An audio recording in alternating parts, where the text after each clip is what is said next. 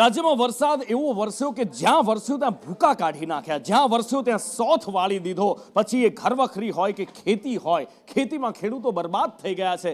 નાની એવી જમીન હોય, ટૂંકી ખેતી હોય અને આખા વર્ષની એની પર આશ લગાડીને ખેડૂત બેઠો હોય. જ્યારે વરસાદ વરસવાનું શરૂ થાય ત્યારે એને આશા બંધાય કે સારો વરસાદ છે અને પાક સારો થશે. પણ એ જ જ્યારે અતિવૃષ્ટિમાં લીલા દુકાળમાં પરિવર્તિત થાય ત્યારે એની નજર સરકાર પર તોડાય છે કે સરકાર કંઈક આપે તો થાય. કારણ કે સીમાંત ખેડૂત છે, સીમાંત ખેડૂત માટે સરકાર સંવેદનશીલ હોવાના હંમેશા દાવા કરે છે. પણ એક ગામ એવું પણ છે કે જ્યાં હૈયાફાટ, રુદન, આક્રોશ સરકારના બહેરા કાન સુધી, તંત્રના બહેરા કાન સુધી નથી પહોંચી રહ્યો. એ આક્રોશ પણ જ્યારે તમે જોશો તો હોશ ઉડી જશે, હચમચી જશો, હૃદય ચીરીને નીકળી જાય એવા એ શબ્દો અને આંખમાંથી નીકળતી આંસુની ધારા છે. ગુડેલ ગામ ખંભાતનું કે જ્યાં આગળ નુકસાની એવી છે કે ખેડૂતો બરબાદ થઈ ચૂક્યા છે, પણ કોઈનું રૂવાડું ફરકતું નથી દેખાઈ રહ્યું. કારણ કે SDRFના એ નિયમોનો હવાલો આપી દેવાય છે અને પછી ખેડૂતો હંમેશા સહાયની રાહ જોતા રહે છે. પણ સહાયની રાહ જોતા એ ખેડૂતોનો આક્રંદ આક્રોશ કેવો છે, થાળી વગાડીને ખેડૂતો જગાડી રહ્યા છે. પણ જ્યારે સંદેશ ન્યૂઝ એમની સાથે વાત કરી ત્યારે એ ખેડૂતો કેવા ભાંગી પડ્યા હતા, કદાચ જોઈ નહીં શકાય તમારાથી.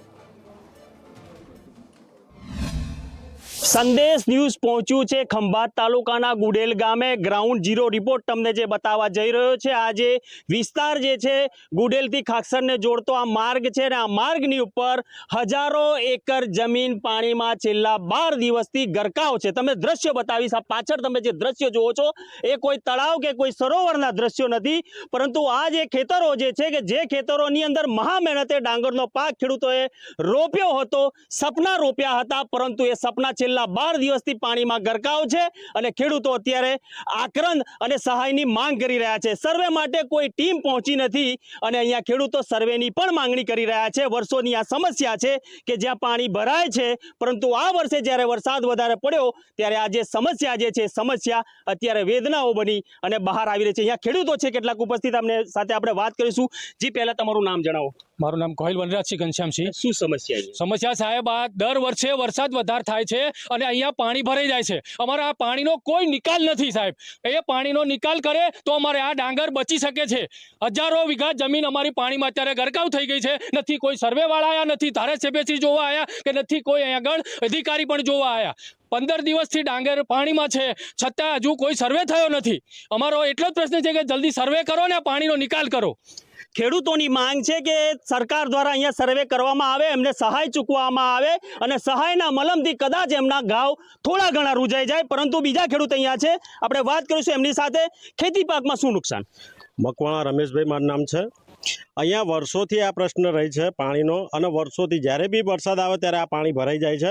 એનો કાયમી કોઈ નિકાલ અત્યાર સુધી કરવામાં આવ્યો નથી. ખેડૂતો કાયમ 2 વાર 3 વાર આ તો જરૂર નથી એટલે નહીં તો અત્યારે ખેડૂત રોપી દે, બરોબર છે, પણ આ પરિસ્થિતિ કાયમ આ રહી છે. એટલે પહેલો તો અમારો એ પ્રશ્ન છે કે આને કાયમી નિકાલ કરો અને અત્યારે અમને આનું વળતર ચૂકવો છે.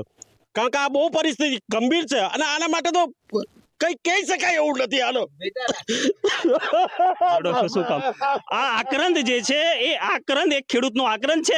કેમ કે જ્યારે તમે તમારા ખેતરની અંદર જ્યારે તમે વાવણી કરો છો ને જ્યારે એની અંદર કુદરતી પ્રકોપથી પાક નષ્ટ થાય છે ને ફરી કોઈ સરકારી બાબુ પણ અહીંયા નથી આવતા, ત્યારે આવા દ્રશ્યો તમને જોવા મળે છે. અહીંયા બીજા ખેડૂત છે, આપણે વાત કરીશું એમની સાથે. શું કહેવું છે તમારું? મારું નામ મહિપતસિંહ વણાર. મારી પાછળ 20 વીઘા સાહેબ જમીન આવી, બરોબર. હવે ત્રીજા દિવસે હું ગામ સેવકને ફોન કરું છું, ત્રીજા દિવસે સર્વે માટે, તો એ એવું કહે છે કે આગળથી કે અમારે કોઈ ઓર્ડર આવ્યો નથી. સરપંચને ફોન કરું છું ત્રીજા દિવસે, તો એ કે હજુ કે આપણે કોઈ આગળ આવ્યા નથી. તો કોઈ ખેતરમાં જોવાય નથી. 20 વીઘા મારી સાહેબ આજની મારી ડાંગર થઈ ગઈ છે, બરોબર, કે નથી તલાટી આગળ કોઈ જોવા આવતું નથી કોઈ. શું કેવું છે તમારું અહીંયા? મારું નામ નટુભાઈ છે.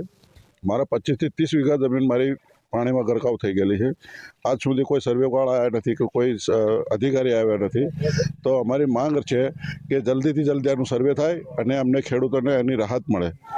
ખેડૂતો માંગ કરી રહ્યા છે કે અહીંયા જલ્દીથી જલ્દી સર્વે થાય અને સાથે સાથે આ પાણી કે જે 12 દિવસથી અહીંયા પાણીમાં ગરકાવ જે આ ડાંગર છે, એ ડાંગર અત્યારે અંદરથી તો કંઈ નીકળવાનું નથી, પરંતુ ખેડૂતો પોતાના ખેતરોને કોરા જોવા માંગે છે અને માંગ ઉઠી રહી છે કે અહીંયાથી કાયમી પાણીનો નિકાલો થાય. હવે સરકાર કદાચ આવશે, અહીંયા ખેડૂતોનું સર્વે કરશે અને સર્વે કર્યા પછી કદાચ સહાયનું મલમ પણ લગાવશે, પણ આ ઘાવ એવા ઘાવ છે કે જે ઘાવ કદી પણ રૂજાવાના નથી. આરીફ શેખ, સંદેશ ન્યૂઝ, ખંભાત. સાહેબ અમારે 6 વીઘા જમીન છે. એનો ખર્ચો ક્યાંથી કાઢશું? બધું મહેનત મજૂરી કરી પરાડે પૂરું કર્યું હતું. અનાજ હતું એ વેચીને મેં ખાતર લાવીને બધું નાખી દીધું. અઠવાડિયું 10 મેં પાણી રહ્યું, રોપીને તરત તૈયાર થઈને પાણી રહ્યું.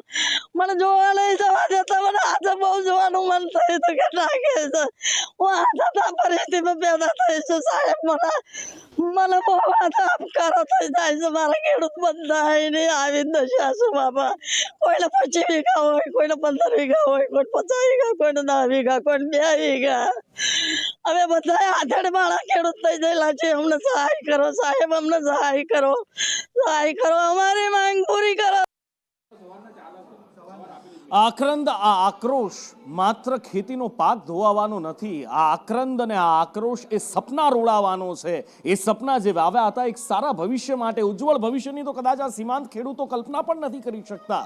પણ એ આંખમાંથી આંસુ આક્રંદ બનીને ત્યારે ટપકે છે જ્યારે બાળકોનું ભવિષ્ય રોડાતું દેખાય છે, જ્યારે આવનાર સમયની અંદર લોન કેવી રીતે પૂરી થશે, ઘર કેવી રીતે ચાલશે, આ બધા સવાલો ઊભા થાય ત્યારે આ આક્રંદ બહાર આવે છે. હવે જોઈએ સંવેદનશીલ સરકાર છે આ ખેડૂતોની વારે કેવી રીતે ક્યારે આવે છે અને શું મદદ કરી શકે છે.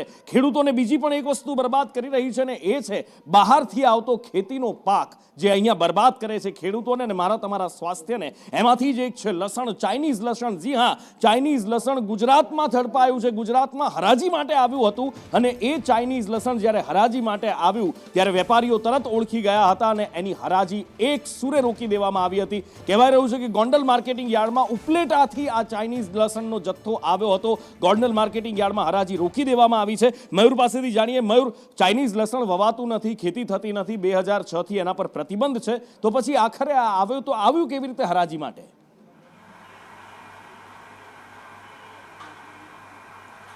બિલકુલ, ગોંડલ જે માર્કેટિંગ યાર્ડ છે તે સૌરાષ્ટ્રનું સૌથી મોટું માર્કેટિંગ યાર્ડ છે અને તેમની અંદર છેલ્લા 2 દિવસથી જણસીની આવક ચાલી રહી છે. ત્યારે લસણની પણ મોટા પ્રમાણની અંદર આવક જે છે તે થઈ હતી, પરંતુ ક્યાંક ને ક્યાંક વેપારીઓ જે છે તેમને કોઈને કોઈ જે ખેડૂતો દ્વારા લસણ જે છે તે ચાઇનીઝ લસણ આપી ગયું હોવાનું સામે આવ્યું છે. 600 કિલો જેટલું અને 30 બોરી જેટલું ચાઇનીઝ લસણ જે છે તે ગોંડલની માર્કેટ યાર્ડમાં મળી આવ્યું છે. સમગ્ર મામલે તપાસનો ધમધમાટ પણ હવે શરૂ કરવામાં આવ્યો છે, કારણ કે 2006 થી સરકાર જે ભારત સરકાર છે તેમના દ્વારા આ લસણ જે છે તે પ્રતિબંધિત કરી દેવામાં આવ્યું છે. ચાઇનીઝ લસણ જે છે તે પ્રતિબંધિત કરી દેવામાં આવ્યું છે. ત્યારબાદ ગોંડલ સૌપ્રથમ જામનગર મળ્યું હતું અને હવે ત્યારબાદ ગોંડલની અંદર પણ આ ચાઇનીઝ લસણ જે છે તે મળી આવ્યું છે. સમગ્ર મામલે કોના દ્વારા આ લસણ જે છે તે આપવામાં આવ્યું હતું અને કોને આ લસણ જે છે તે વેપારીને વેચ્યું છે તેમને લઈને તપાસ જે છે તે શરૂ કરવામાં આવી છે. જે ચેરમેન અલ્પેશ ઢોલરિયા જે છે તેમને પણ કહ્યું હતું. સમગ્ર મામલે સરકારને પણ જાણ કરવામાં આવી છે અને જે કૃષિ મંત્રી છે તેને પણ જાણ કરવામાં આવી છે. તેમને લઈને આગળ શું પગલાં લેવા હવે તે બાબતે તપાસ જે છે તે કરવામાં આવી રહી છે. તેમજ જે વ્યક્તિ જે લસણ આપી ગયો છે, જે ખેડૂત આપી ગયો છે, જેમની વેપારી પાસે હતી, તેમની પણ પોલીસ હવે પૂછપરછ કરી અને કોના દ્વારા લસણ જે છે તે અત્યારે અહીંયા આપી જવામાં આવ્યું છે તેમને લઈને તપાસ જે છે તે શરૂ કરવામાં આવી છે.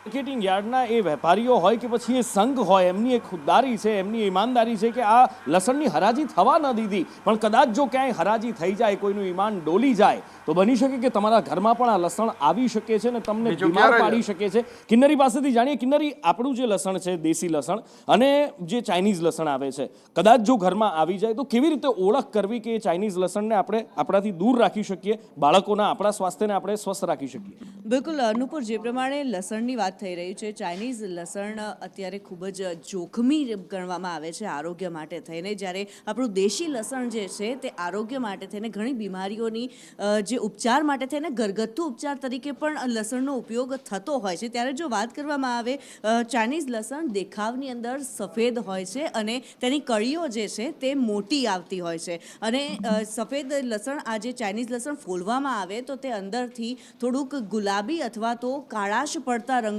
તમને જોવા મળી શકે છે. ગૃહિણીઓ જ્યારે લસણ ઘરમાં લાવતી હોય છે, બજારમાંથી ખરીદીને લાવતી હોય છે, ત્યારે તે આ ધ્યાન રાખી શકે છે. જો કે ઘણી ગૃહિણીઓ છેતરાઈ પણ રહી છે. ત્યારે જો વાત કરવામાં આવે, સહેજ પીળાશ રંગનું આપણું દેશી લસણ જે છે તે સહેજ પીળાશ પડતા રંગનું આવે છે અને આ જે ચાઇનીઝ લસણ સફેદ રંગનું આવે છે. ઉપરાંત જે દેશી લસણ છે તેને ઉગાડવામાં ઘણો જ સમય લાગતો હોય છે, જ્યારે ચાઇનીઝ લસણ છે જલ્દીથી ઉગી જતું હોય છે, બજારોની અંદર જલ્દીથી અહીંથી આવી જતું હોય છે અને કમાણી કરવા માટે થઈને ક્યારેક વેપારીઓ લાલચમાં આવીને આ લસણ વેચી પણ શકે છે. ત્યારે વાત કરવામાં આવે, દેશી લસણ છે તે બીમારીઓ સામે લડત આપતું હોય છે, પરંતુ એની સામે જ ચાઇનીઝ લસણ જે છે તેને કારણે થઈને કેન્સર પણ થઈ શકે છે. કેન્સર જેવી ગંભીર બીમારી થઈ શકે છે, એનિમિયા જેવી બીમારી પણ થઈ શકે છે. એટલે જોખમી છે સ્વાસ્થ્ય માટે થઈને. પરંપરાગત પદ્ધતિનો ઉપયોગ દેશી લસણ ઉગાડવા માટે થતો હોય છે, જ્યારે કે પાક માટે જોખમી એવી પદ્ધતિઓનો ઉપયોગ ચાઇનીઝ લસણ ઉગાડવા માટે થઈને થતો હોય છે. ઉપરાંત વાત કરવામાં આવે, દેશી લસણ જે છે આયુર્વેદમાં અનેક ફાયદા છે, પરંતુ તેની સામે ચાઇનીઝ લસણ જે છે તે નર્વસ સિસ્ટમ પર અસર કરે છે, શ્વાસોચ્છ્વાસની જે ક્રિયા છે તેના પર અસર કરતું હોય છે અને શ્વાસની ગંભીર બીમારી પણ લાવી શકતું હોય છે. નુપુર, બિલકુલ, એટલે દેશી લસણ જ એકમાત્ર ઇલાજ છે અને એ દેશી લસણ સ્વાસ્થ્યને પણ ખૂબ સારું રાખે છે. જે હાર્ટના પેશન્ટ હોય છે અથવા જેમને એટેક આવ્યો હોય અથવા તો નળીઓ બ્લોકેજ હોય ભૂતકાળમાં, એમને પણ ડૉક્ટર સલાહ આપે છે દેશી લસણ ખાવાથી એ પણ એક મોટો ફાયદો મળે છે.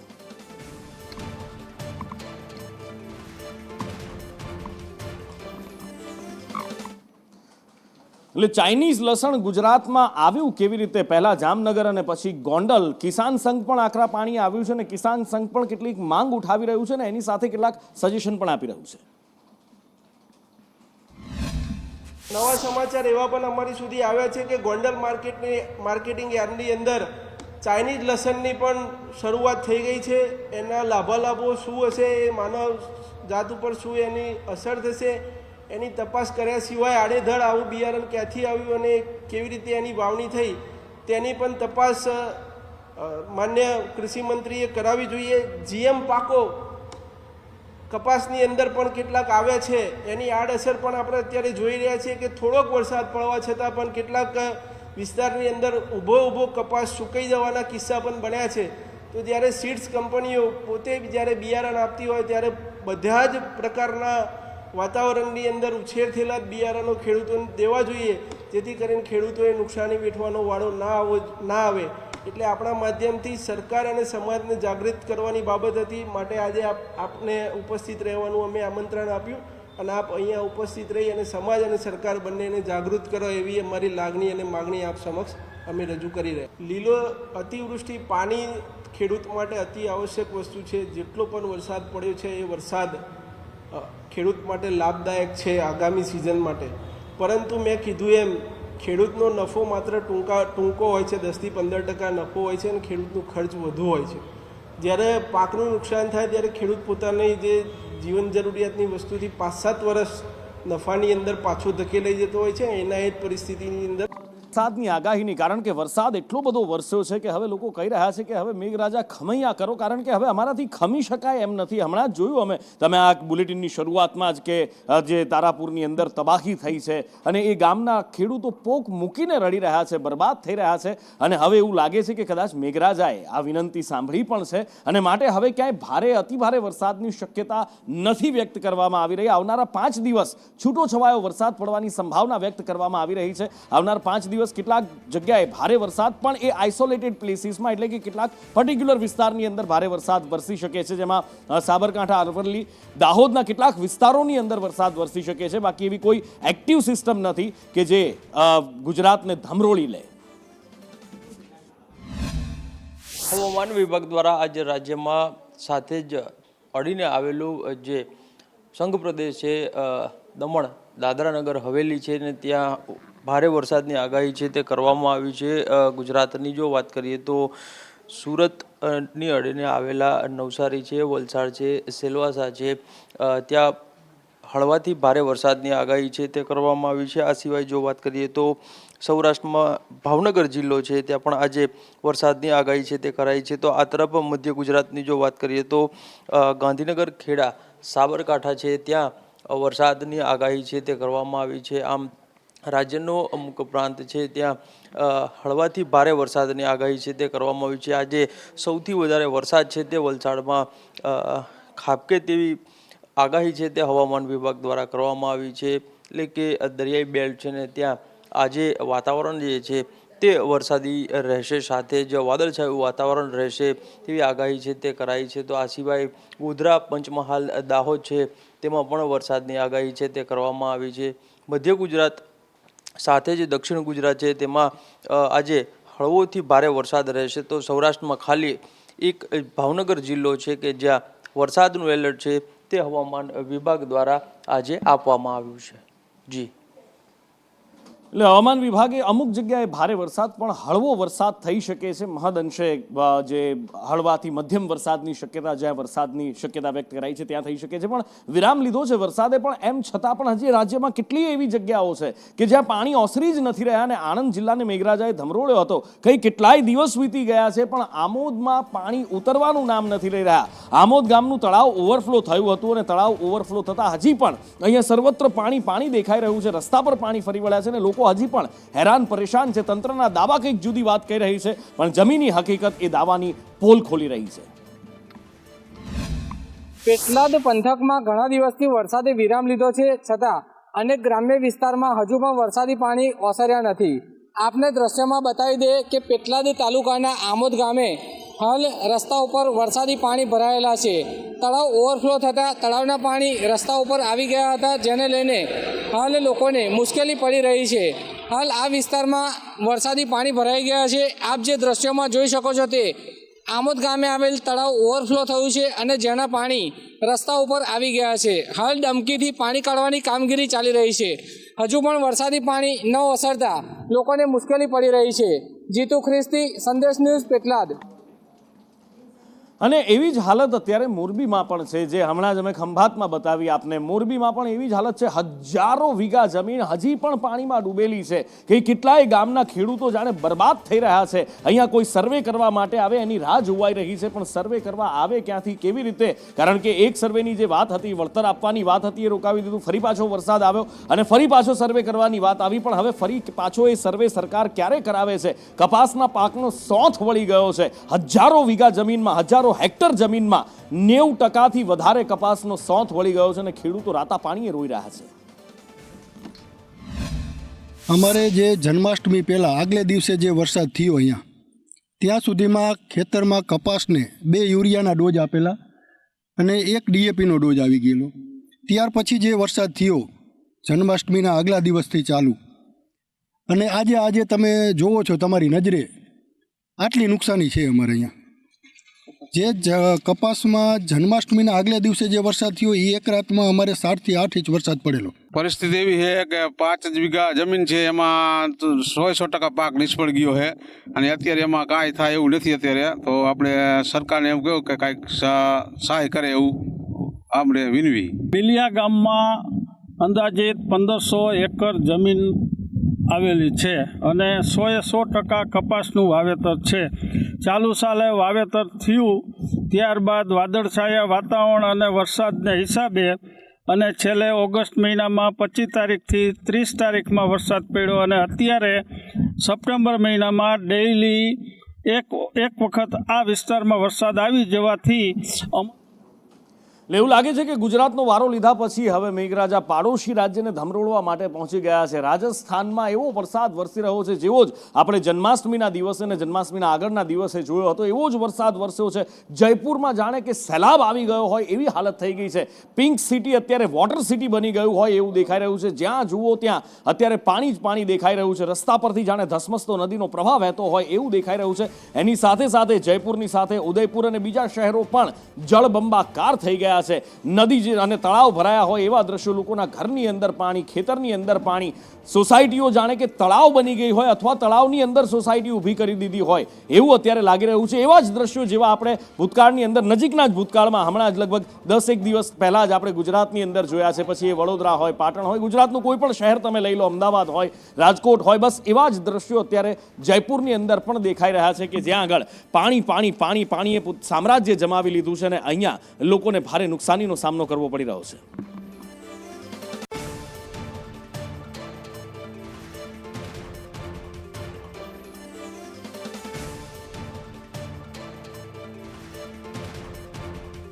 આજે છે ગણેશ ચતુર્થી અને દરેક જગ્યાએ ગણેશ ચતુર્થીની ધામધૂમથી ઉજવણી થઈ રહી છે. સ્કૂલોમાં રજા આપી દેવામાં આવી છે, પણ ભરૂચમાં વિવાદ ઊભો થયો ત્યારે કે જ્યારે મક્તમપુરમાં એક સ્કૂલમાં રજા આપવામાં નહોતી આવી. શિક્ષણ કાર્ય અહીંયા ચાલુ હતું, વિદ્યાર્થીઓ ભણી રહ્યા હતા અને હિન્દુ સંગઠનો પહોંચી ગયા એ સ્કૂલ પર અને સ્કૂલ પર જઈ અને હોબાળો કર્યો, વિરોધ કર્યો હતો અને આખરે સ્કૂલમાં રજા આપવા માટે તેમને ફરજ પાડવામાં આવી હતી. જાહેર રજા હોય છે સ્કૂલમાં આજના દિવસે, પણ તેમ છતાં પણ રજા ન આપવામાં આવતા હોબાળો થયો.